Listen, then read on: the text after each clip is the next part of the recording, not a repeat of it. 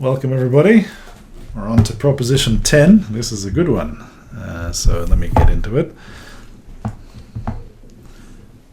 Proposition 10.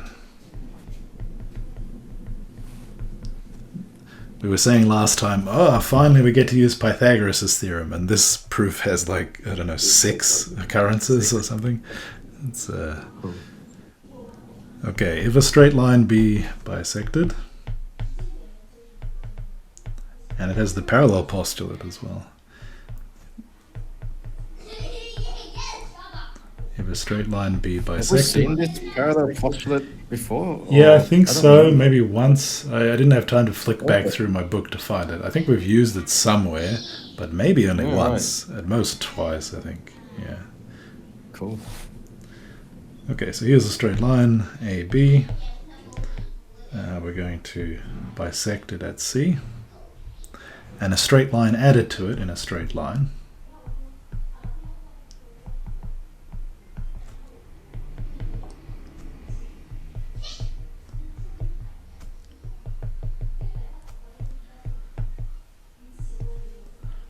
So let's say that's BD.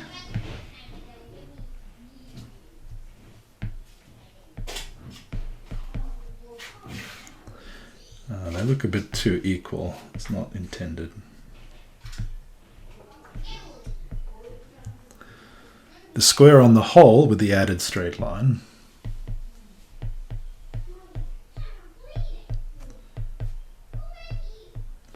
I'm just going to say AD. And the square on the added straight line, so that's BD.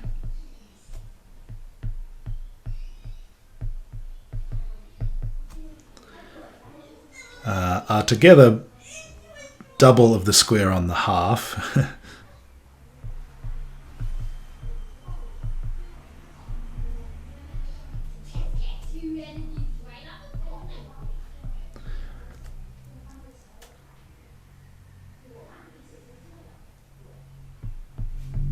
So that's AC. And of the double of the square on the half, and of the square described on the straight line made up of the half and the added straight line as on one straight line. So what that means is CD. So where the double lies, the factor of 2, maybe the brackets are maybe not completely clear in your mind, but hopefully they'll become clear in a moment. I'll just get started. Okay, so construction. Yeah, maybe. So, so the claim is that if I square AD and add it to the square of BD, I get twice the square of AC added to the square of CD. So the twice is, the 2 is outside the brackets. All right, let CE be drawn perpendicular to the line AD and of the same length as AC. That is proposition 11, I think, from book 1.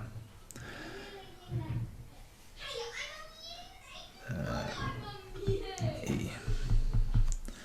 So draw CE equal to AC.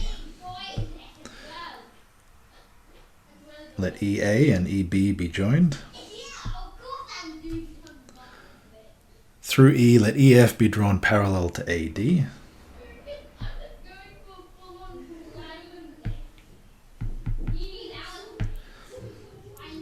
Let FD be drawn parallel to CE.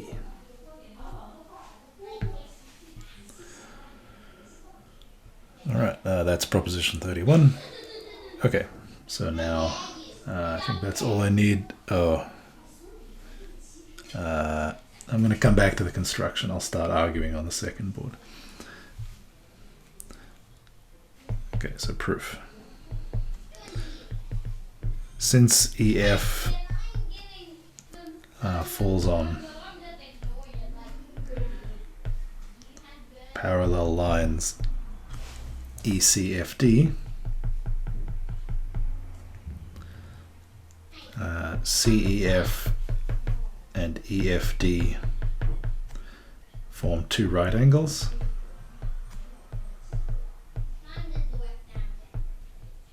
So this is proposition 29. So FEB, EFD are less than 2 right angles.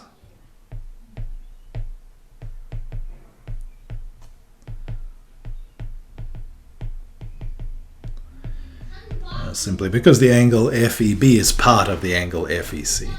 Right? Now here's the parallel postulate, but straight lines produced from angles less than 2 right angles meet.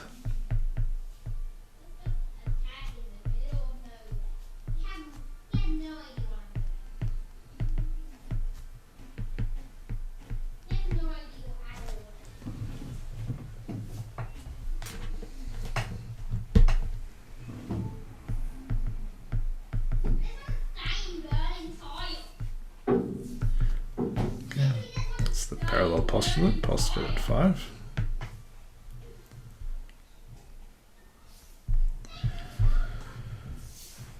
So, EBFD, if produced, extended in the direction BD,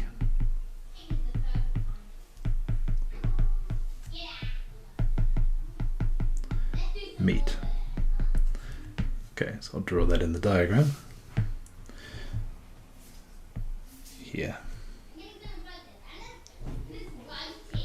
We'll call that meeting point G, and then we're going to connect A to G.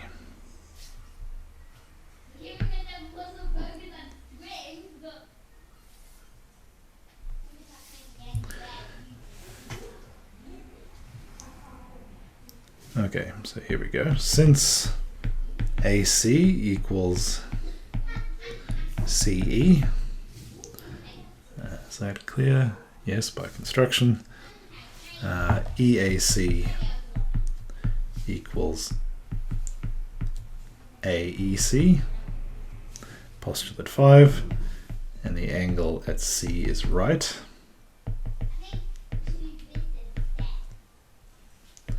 So EAC, AEC are both 90 degrees.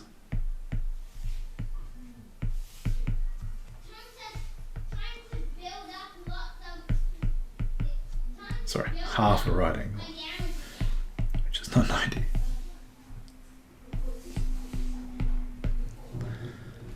So similarly, CEB, just on the other side, EBC are each half a right angle. So, and we did this last time several times over the previous few weeks. So AEB is a right angle.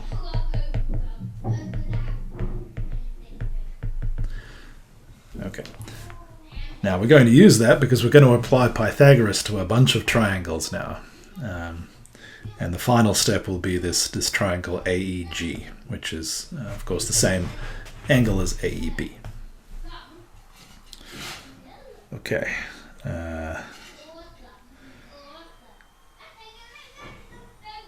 Now I'm talking about DBG. Just give me a second. Right. Since EBC is half a right angle,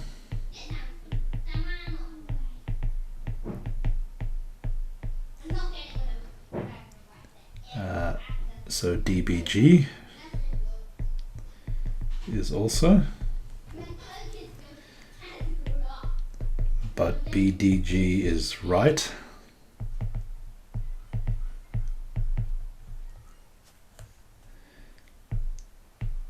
This is actually by proposition 29, right? It looks true in the picture, but you actually need to apply to the line CD and the parallel lines EC and FG, prop 29, which is about alternate angles in a parallelogram with a line falling on them both, right?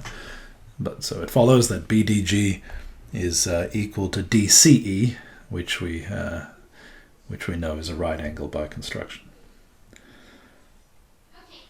Okay, that means that DGB, the remaining one, since D, sorry, what? Yeah, DGB, right? Okay, so DBG, we just argued was half a right angle. BDG is right, which means that the remaining part, DGB, is half a right angle.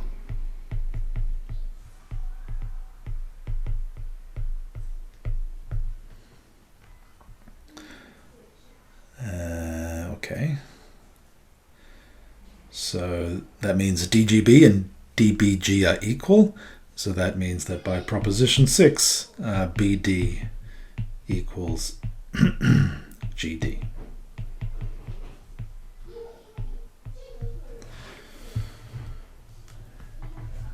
It's a bit of a pity I'm going to lose the diagram. I might come back to it in a second.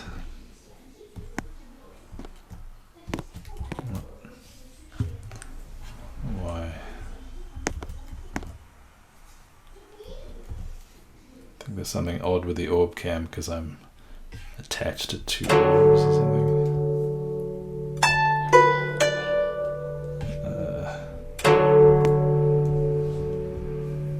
Oh, it can't stop there. I see. Okay, just a moment.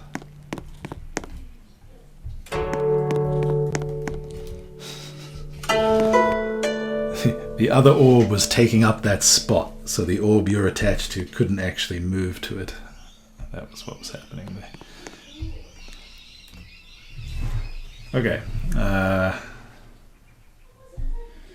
So... Oh, thanks, somebody. Oh, that is clear. All right, so BD is equal to GD. Since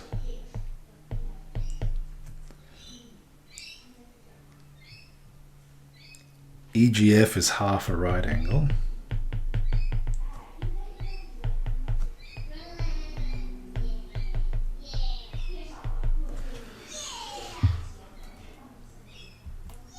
let's see.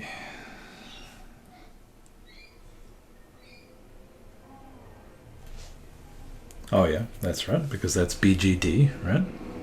So since EGF is half a right angle and F, or the angle at F, is right, I guess there we're also making use of proposition 29 perhaps, or 32. No, 34, sorry. But similar arguments with parallelograms. Because it's equal to the opposite angle, which is at the angle at C, which we know is right. The remaining angle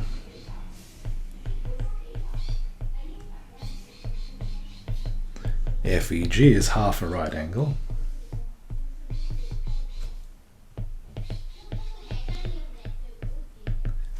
Yep. So EGF is equal to FEG. Yep. Which we just proved. Hence, GF is equal to EF.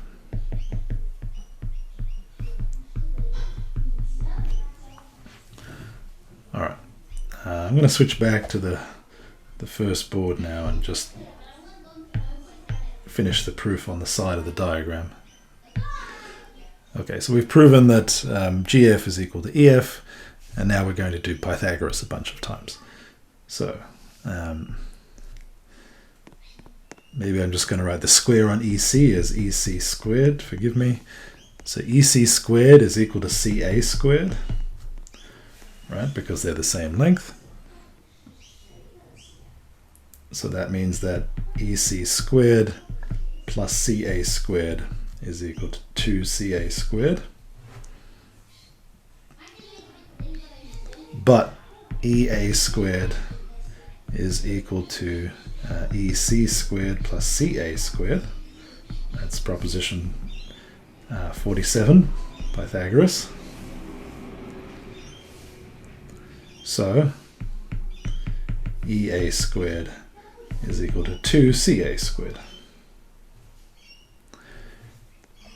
Now, since FG equals EF, which we just proved, FG squared is equal to EF squared, or what's the same, FE squared.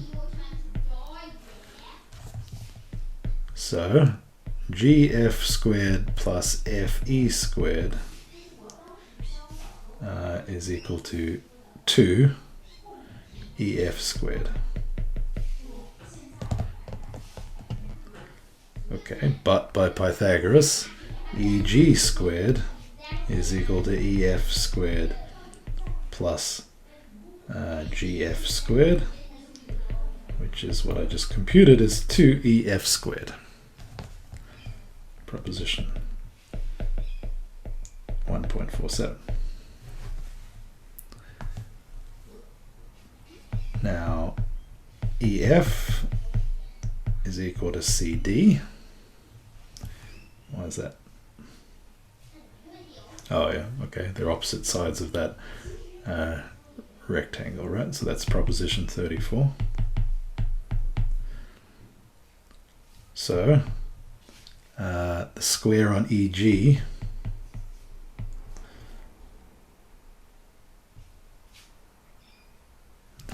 is equal to double the square on CD. Oh yeah, okay, right, because the square on EG is 2 times the square on EF, but EF is equal to CD, so that's EG squared is 2CD squared. But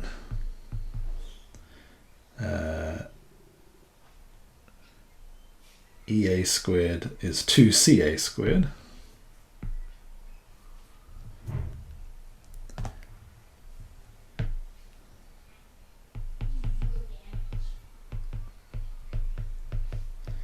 So what have we shown? We've shown that AE squared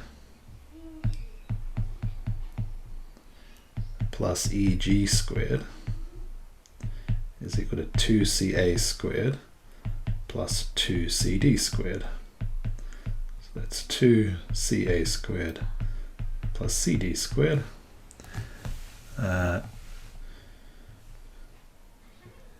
now we're almost done, because what? AE squared plus EG squared is by Pythagoras AG squared. Oh, what a terrible place to run out of room. Okay, so AG squared is AE squared plus EG squared. That's 47 again. And therefore we've proven that AG squared, wait, I'm still not done, am I? Square on AG is equal to the square on AG and EG. Yeah, I'm not quite done.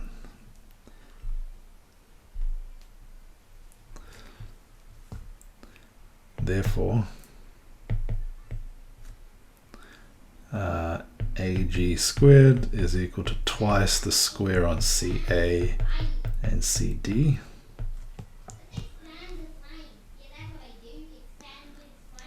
But AD squared plus DG squared is equal to AG squared. Right, so AG is in 2 triangles. It's in AEG and it's also in ADG. So now I'm going to use that it's in ADG. So AD squared plus DG squared is equal to 2CA squared plus CD squared. And DG equals DB. So AD squared plus DB squared is equal to twice this here, which was the claim. Okay, so we take a straight line, AB, we bisect it, we add on BD, and it's sort of, I mean, to draw it in the diagram with green, so AD squared plus BD squared is, so the whole plus the square on the new bit is equal to twice the square of that plus the square of that.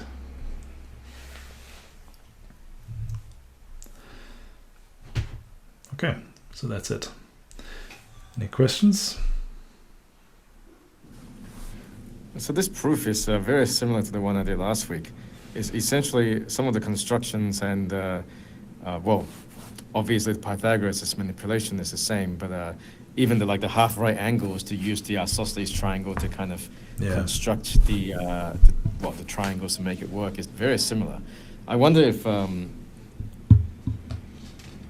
this is again the same question. Like, is this really new compared to can we get it from last time? Oh, that's an interesting question. Yeah, it feels. I don't remember what. Yeah. Yeah, it's very similar. I guess you can almost like slide the point F in the previous proposition up and out, and then the line B down, and you basically have, well, not quite the same diagram, but yeah, I don't know if it's a consequence. It's certainly very similar. I'd be interested to read the history of how the book was formed. I mean, presumably a lot of these results were out there in very similar forms, and then this was a compendium of them with a lot of cleaning up. But it does feel like you could have done more cleaning up, and it's hard to tell what is like a fundamental imitation of that point of view and what is just like the librarian got tired of organizing stuff. Yeah, I didn't think about... Did AI just take off? Did it? Come back. Walked into the sky. No, you were saying something. Yeah, it's been asking you to talk to it about history, and you didn't oblige, so it got tired and left. I didn't actually write down what's the actual algebraic formula here. So let me annotate this diagram a little. So if we call this A, and this B, and this C. Oh, no. I guess we want, they're like equal, right? You probably need A, B, and C in each of the bits, right? Otherwise, like one is A plus B, A squared plus B plus C squared, and the other one's A plus B squared plus C squared, right? Oh, yeah, no, it's A plus equal, B plus right? C all squared. Yeah. So it's like 2A plus C squared plus C squared is equal to 2. Oh no, those are two A squared plus A plus C squared. Is that right? Let's see if that's true. So what's that? 4A squared plus 4AC. The coefficient on the A's tended to be off. 2C squared. Oh no, it's fine. 4, yeah. That's correct. Is that true? 4A squared. Looks fine. Yeah, it looks fine. Doesn't seem that profound, really, does it? Yeah, right. Like, I can kind of see how you might. I mean, there's a question of how you memorize these to actually use them, right? It's not so clear. It would occur to me to make use of this proposition inside some other proposition. I mean, we would just expand it out, right? But if you can't do that, maybe you only have, like, if you don't have algebra, and you just had to use these identities, maybe you do need all of them. If you don't, if you take out the fact that we can just expand everything, collect like terms, and do what we do in high school, right? So what are you really doing? You have the free algebra and you're modeling out by these relations? I mean, that's crazy, right? Yeah, it's kind of interesting to think about how what do we mean when we say that an approach is better? Well, partly what we mean is that it's structured as a body of lemmas and other things that sort of suggest themselves easily during the reasoning process, right? You kind of, like algebra, what makes you good at algebra is you look at some complicated expression and you're like, all right, I could make this and that transformation, and then I would get into a spot where I could apply this standard identity, that kind of thing, right? And so it does seem, I mean, maybe if you have enough practice at it, it's actually as intuitive to recognize this kind of configuration in a more complicated proof as it is for us to recognize a difference of squares. But I kind of doubt it, or at least it seems very. I don't feel like I feel like we could read 13 books of Euclid, and I never would quite feel that was something I'm spotting. Yeah. Anyway, so I think somebody trained. I'll just make one more comment. I think if somebody is trained in Euclid, they'll be much better off at doing mathematics than someone trained in modern, like high school algebra, right? Like every kid does high school algebra, and then when they get to university and they see actual math, they all like flip over and die, right? Yeah. But if somebody like was trained on Euclid and they got through this, applying these lemmas and reasoning it through, they'll be perfectly fine doing all the proofs we do in calculus first year, right? But this is going to be very similar. We just have to axiomatic method, right? Whereas algebra just with symbol swapping seems to take the reasoning process out of it, right? It's just algorithms. Yeah, that's a good point. I guess the algebra's, in some sense, the notation is too smart, right? It just kind of runs itself. Right. Here, like the operator needs to kind of know what they're doing, or at least it feels that way. Yeah. Yeah, I think that's right.